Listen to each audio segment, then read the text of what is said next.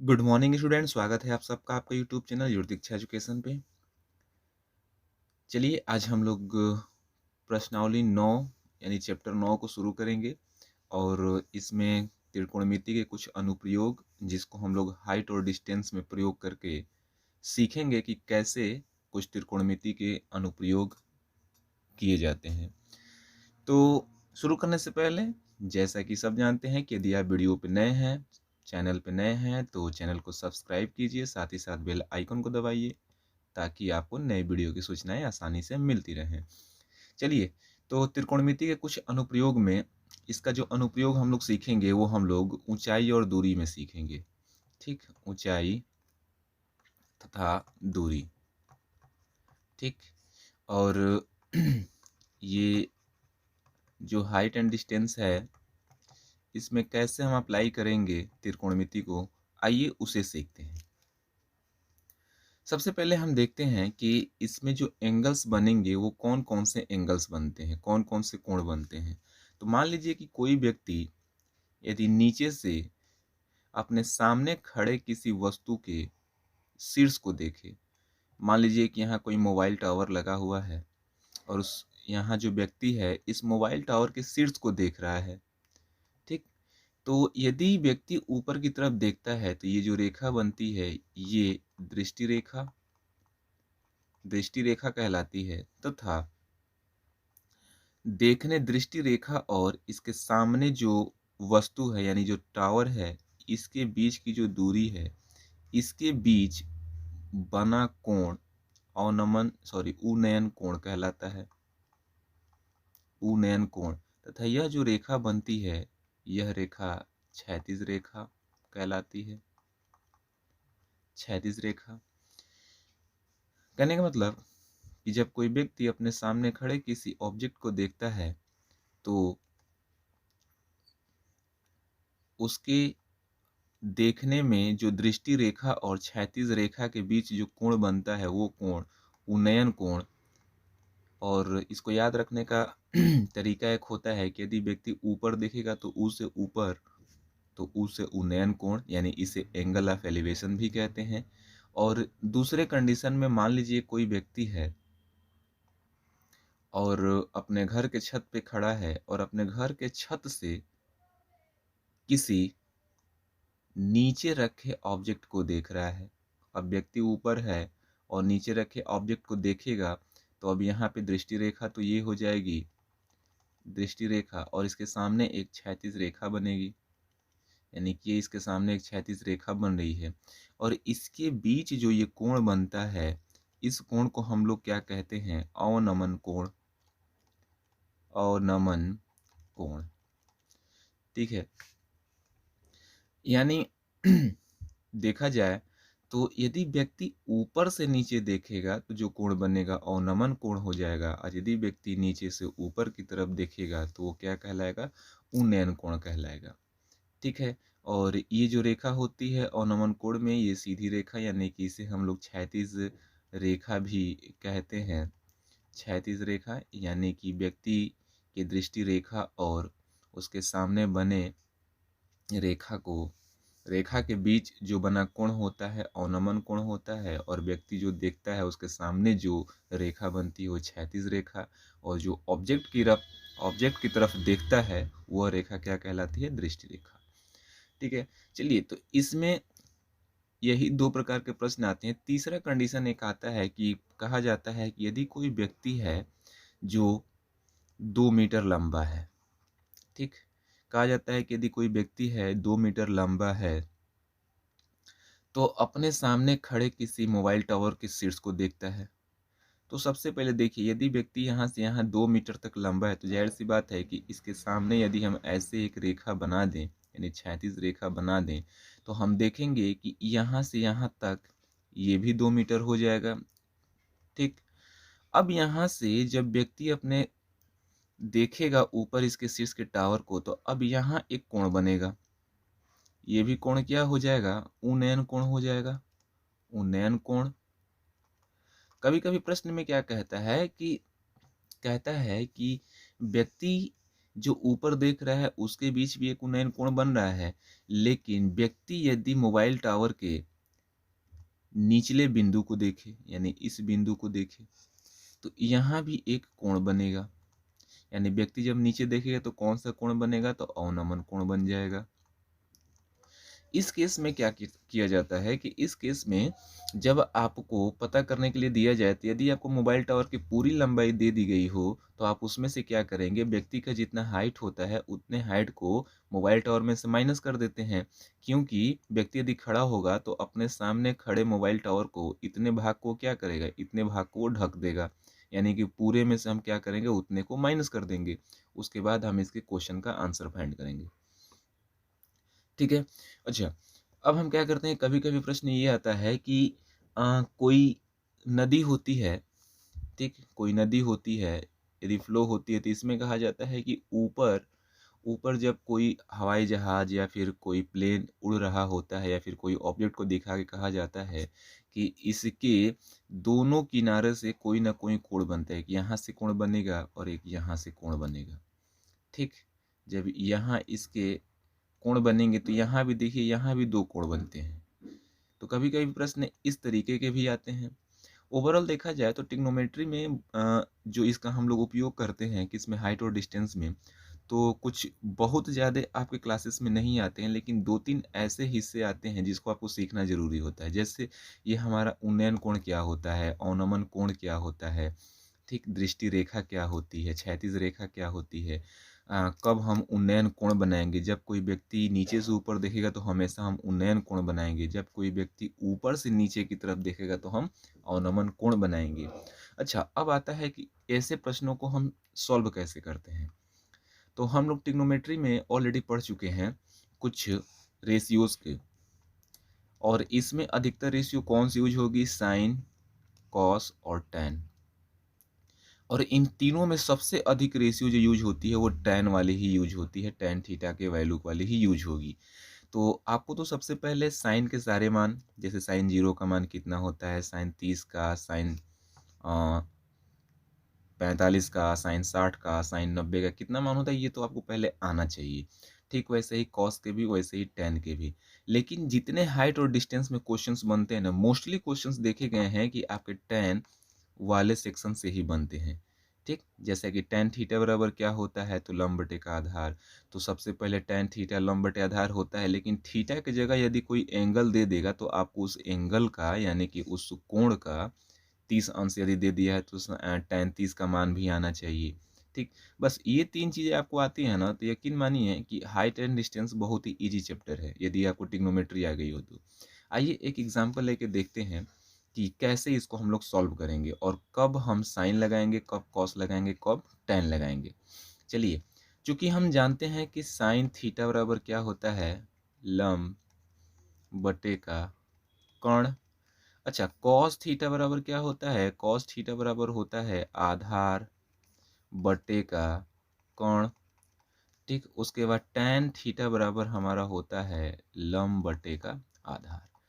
तो देखिए, हम कब साइन अप्लाई करेंगे, कब कॉस अप्लाई करेंगे और कब टैन अप्लाई करेंगे, ये हमको इसी रेशियो से पता चल जाता है। जैसे मान लीजिए कोई व्यक्ति नीचे से ऊपर की तरफ देख रहा है अपने सामने खड़े एक टावर को, तो इसके बीच बना कोण यदि 30 अंश का है और यदि दे दे कि उसके द्वारा जो दृष्टि रेखा है, ठीक, दृष्टि रेखा आपको 50 मीटर दे दे और पूछे तो आप बताइए कि जो टावर है उसकी लंबाई कितनी है। तो अब हम कैसे पता करेंगे कि इस तीनों रेशियो में कौन सा लगाएं, तो आप देख रहे हैं, आप जानते हैं कि थीटा के सामने वाली भुजा क्या होती है, लंब होती है, तो नीचे क्या हो जाता है, आधार हो जाता है। अच्छा, हमसे पूछा क्या है, लंब पूछा है, और इसमें दिया क्या है, इसमें हमको कर्ण दे रखा है। ठीक, तो आप चेक करेंगे कि ये जो तीनों रेशियो हैं किसमें कर्ण और लंब आता है। तो देखिए, साइन थीटा बराबर लंब बटे का कर्ण होता है, यानी यहाँ से हमको क्या करेंगे, साइन की वैल्यू लगाएंगे। क्यों? क्योंकि इसमें हमको ज्ञात क्या करना है, लंब ज्ञात करना है और कोण हमको दे दिया है, तो आसानी के लिए हम इसको लगाएंगे। लेकिन कभी-कभी क्या होगा, कभी-कभी क्या होगा कि आपसे जो पूछेगा उसके लिए आपको तीनों मान निकालने पड़ जाएंगे। तो तीनों मान कैसे निकालेंगे? कोई एक जब निकल जाएगा तो हम पाइथागोरस प्रमेय भी लगा देंगे। पाइथागोरस प्रमेय क्या होता है भाई? तो कर्ण का स्क्वायर जो होता है वो किसके बराबर होता है? लंब का स्क्वायर धन आधार के स्क्वायर के। ठीक है, चलिए, यानी कि कभी कभी जब तीनों पता करना होगा तो उसमें हमको पाइथागोरस प्रमेय भी लगाना पड़ेगा। अच्छा, इसमें अब और क्या है भाई? अच्छा, कब हम कॉस लगाएंगे? तो जब हमारे पास आधार दिया हो और हमसे कोण पूछ रहा हो, या फिर कोण दिया हो आधार पूछ रहा हो, तो क्या लगा देंगे? कॉस लगा देंगे।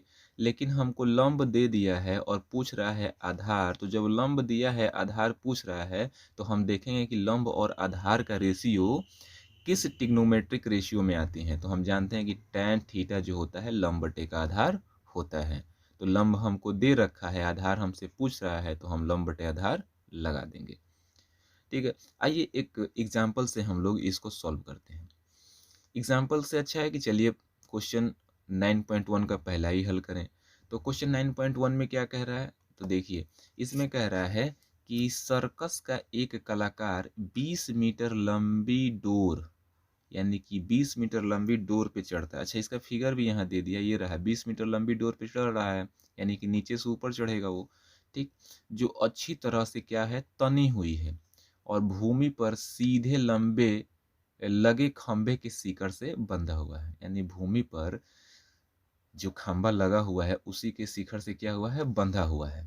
यदि भूमि स्तर के साथ, देखिए भूमि स्तर के साथ कर रहा है, यानी कि नीचे कह रहा है भूमि स्तर के साथ बनाया गया कोण कितने अंश का है? 30 अंश का। यानी कि ये वाला एंगल आपको दे रखा है कितना है? 30 अंश का है। तो खंभे की ऊंचाई ज्ञात कीजिए। इसमें से हमको क्या ज्ञात करना है? खंभे की ऊंचाई, यानी कि ए बी का मान हमको ज्ञात करना है। तो मान लीजिए कि ए बी हमारे पास x है, या फिर ऊंचाई को हाइट कहते हैं तो हाइट ही मान लीजिए, h मान लीजिए। याद रखिएगा, यदि आपको हाइट और डिस्टेंस में फिगर बनाने आ गया, आप मान के चलिए कि आप आधा क्वेश्चन सॉल्व कर चुके हैं। और यदि आप फिगर बनाने में कठिनाई सामना करेंगे तब तो आपको इसमें दिक्कत भी हो सकती है। तो सबसे पहले जो फिगर दिया है उसको हम लोग ड्रॉ करते हैं। ये है हमारे पास फिगर। ठीक, ये रहा ए, ये रहा बी और ये रहा सी। अच्छा, ये कोण हमको दे रखा है 30 अंश। ठीक, और हमको दिया है कहाँ से कहाँ तक? ए से सी तक की दूरी दिया है कि 20 मीटर है। ठीक, हमसे ज्ञात क्या करना है? हमको ज्ञात करना है ए बी। मान लेते हैं कि ए बी हाइट है हमारे पास h मीटर। अच्छा, हमको दिया क्या है? तो हमको कोण दिया है। अच्छा, थीटा के सामने वाली भुजा, थीटा हमारे पास एंगल सी है, तो थीटा के सामने वाली भुजा लंब। अच्छा, कोण दिया है, लंब ज्ञात करना है। तो अभी हमने बताया कि जिस रेशियो में कोण और लंब आएगा उसी को हम क्या करेंगे, अपना आधार बनाएंगे। तो सॉल्यूशन में क्या लिखते हैं? सॉल्यूशन में लिखेंगे चित्र से। अच्छा, चित्र से हमारे पास समकोण त्रिभुज ए बी सी में जो हमारे पास ए सी है वो क्या है? वो कर्ण है। ए सी बराबर कर्ण है जो कितना दिया है? 20 मीटर। ठीक, अच्छा आगे क्या करेंगे भाई? तो आगे हमारे पास पूछ क्या रहा है? A B. ए बी हमारे पास क्या है? लंब है जो हमको एच दिया है और ये हमको ज्ञात करना है। चूंकि हम जानते हैं, चूंकि साइन थीटा जो होता है वो क्या होता है? लंब बटे का कोण। ठीक, अच्छा इसके हिसाब से लंब क्या हो जाएगा? ए बी, और बटे का कोण क्या हो जाएगा? ए सी। यहाँ तक तो क्लियर है। चलिए अब इसको सॉल्व करें हम लोग। इसलिए अच्छा, साइन थीटा की जगह थीटा का मान कितना दिया है? 30 अंश, तो हम लिख देंगे 30 अंश। तो ये हो जाएगा साइन 30 अंश बराबर लंब बटे कोण, यानी कि ए बी बटे ए सी। तो ए बी का मान कितना दिया है? एच, हमको एच ज्ञात करना है। ए सी कितना दिया है? ए सी हमारे पास दिया है 20 मीटर, यानी कि ये हो गया 20। अच्छा, साइन 30 का मान कितना होता है? अब साइन 30 की जगह साइन 30 का मान रख दिया जाए। तो चूंकि हम जानते हैं कि साइन 30 का मान जो होता है वो 1/2 होता है। ठीक, जो किसके बराबर हो जाएगा? h/20 के। तो यहाँ से यदि हम लोग देखें, अच्छा यहाँ लिख भी दिया जाए कि क्यों हमने 1/2 लिखा है, आपको लिखना भी पड़ता है। चूंकि साइन 30 अंश बराबर होता है 1/2। ठीक है, चलिए जब साइन 30 का मान 1/2 होता है तो यहाँ से h का मान क्या हो जाएगा, तिर्यक गुणा होगा तो 2h हो जाएगा, 2h बराबर 20, तो h बराबर हो जाएगा 20/2 यानी कि 10 मीटर।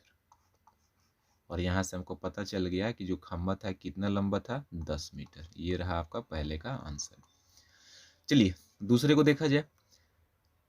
दूसरा में कह रहा है कि आंधी आने से एक पेड़ टूट जाता है। अच्छा, सबसे पहले जब एक पेड़ की बात कर रहा है तो हम क्यों ना एक पेड़ बना ले। अच्छा, मान लीजिए कि हमारे पास पहले से पेड़ था, ठीक, और मान लीजिए कि ये पेड़ था, तो आंधी आने से टूट जाता है और टूटा हुआ भाग इस तरह मुड़ता है। यहाँ दे रहा है कि टूटा हुआ भाग इस तरह मुड़ता है, यानी कि जाहिर सी बात है कि जब पेड़ है तो बीच में से कहीं टूट गया, यहाँ से मान लीजिए कि टूट गया और ये क्या हुआ, ये मुड़ गया। ठीक, ये मुड़ गया, इस तरह मुड़ता है कि पेड़ का शिखर जो है जमीन को छूने लगता है। अब ये जो जमीन है इसको ये क्या कर रहा है, छू रहा है। चलिए, जब ये शिखर जमीन को छूने लगता है तो इसके साथ यानी जमीन के साथ कितने अंश का कोण बना दे रहा है, 30 अंश का जमीन के साथ ये कोण बना दे रहा है। पेड़ के पाद बिंदु यानी पेड़ का जो ये बिंदु है,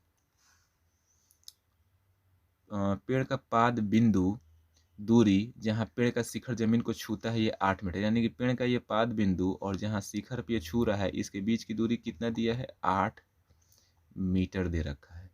तो आपसे पूछा क्या है कि पेड़ की ऊंचाई ज्ञात कीजिए, यानी हमको यहाँ से और यहाँ तक की दूरी को पूरा क्या करना है, ज्ञात करना है। अच्छा, ये पूरा पेड़ यहाँ से यहाँ तक था और इसी का भाग ये टूटा था, यानी कि हमको अब इसमें क्या ज्ञात करना है, ये हमको कर्ण भी ज्ञात करना पड़ेगा। ठीक, और थीटा यदि ये है तो इसके सामने लंब भी ज्ञात करना पड़ेगा, यानी इसमें हम पाइथागोरस प्रमेय लगाएंगे। तो चलिए सबसे पहले इसका नाम दे दें, ये रहा ए, ये रहा बी और ये रहा सी। तो इसको सॉल्व किया जाए। जब इसको सॉल्व करेंगे तो हम देखेंगे चूंकि समकोण त्रिभुज, ये दूसरा है, समकोण त्रिभुज ए बी सी से, ठीक, हमारे पास जो ए बी है वो कितना दिया है, 8 मीटर। ठीक, और पहले हम क्या करते हैं, बी सी को ज्ञात कर लेते हैं। लेट सपोज बी सी हमारे पास गिवन है h मीटर, पहले बी सी ज्ञात करते हैं, उसके बाद हम कर्ण का स्क्वायर लगा करके कर्ण भी ज्ञात कर लेंगे। तो जब बी सी हमको मालूम हो गया है और हमारे पास एंगल ए पे क्या है, थीटा है, तो थीटा के सामने वाली भुजा लंब, यानी कि यहाँ से बी सी हमारे पास क्या हो गया, लंब, और ए बी हमारे पास क्या हो गया, आधार। ये हो गया हमारे पास आधार। ठीक है, अच्छा, लंब और आधार ट्रिग्नोमेट्रिक रेशियो में किसका होता है, फॉर्मूला यदि देखा जाए तो चूंकि लंब बटे का आधार हम जानते हैं, चूंकि tan थीटा बराबर होता है लंब बटे का आधार। ठीक है, अच्छा, लंब हमारे पास क्या है, अननोन है, तो मान लेते हैं कि ये हमारे पास h दिया है। अच्छा, आधार हमारे पास कितना है, 8 है। अच्छा, tan थीटा, थीटा की जगह कितना दिया है, 30, तो हम लिख देंगे tan 30 अंश बराबर h बटे का 8। चलिए अब इसको हम सॉल्व करेंगे। अच्छा, tan 30 का मान कितना होता है, तो चूंकि tan 30 का मान होता है 1/√3, जो किसके बराबर हो जाएगा, h/8 के। चूंकि tan 30 बराबर होता है 1/√3, तो यहाँ से h की वैल्यू क्या हो जाएगी, h की वैल्यू हो जाएगी 8/√3 मीटर। ठीक है, चलिए हमने यहाँ से h क्या किया है, ज्ञात कर लिया है। जब हमको h भी ज्ञात हो गया तो अब हम कर्ण भी ज्ञात कर सकते हैं। अब ये हम ज्ञात कर सकते हैं, तो अब लगाएंगे, अब पाइथागोरस प्रमेय से,